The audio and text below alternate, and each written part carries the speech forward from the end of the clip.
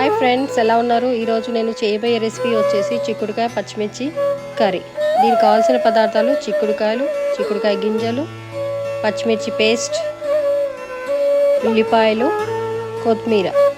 ముందుగా కడాయి తీసుకొని అందులో తగినంత ఆయిల్ వేసి, ఆయిల్ వేడయ్యాక అందులో కొద్దిగా జీలకర్ర, పసుపు వేసి కొద్దిగా వేయించుకోవాలి.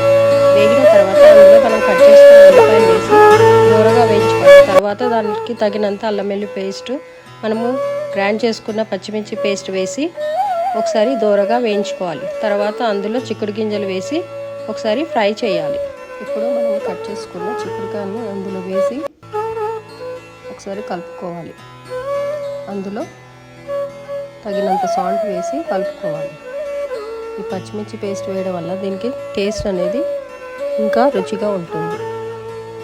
కొద్దిగా బాయిల్ అయినాక ఒకసారి మూత పెట్టుకొని మూత తీసి మళ్ళీ ఒకసారి కలుపుకోవాలి.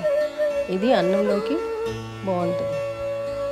ఈ చిక్కుడుకాయలో ఎన్నో పోషక విలువలు ఉంటాయి. చిక్కుడుకాయను క్రమం తప్పకుండా తీసుకుంటే మనం చాలా హెల్తీగా ఉంటాము. ఈ కర్రీ కాంబినేషన్గా నేను ఈ విధంగా పచ్చి పులుసును రెడీ చేసుకున్నాను.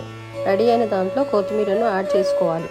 యాడ్ చేసుకున్నాక నేను దూరగా వేయించుకున్న నువ్వుల పొడిని కూడా యాడ్ చేస్తున్నాను. దీనివల్ల టేస్ట్ కూడా చాలా బాగుంటుంది. తర్వాత మనము దీన్ని పోపును పెట్టుకోవాలి.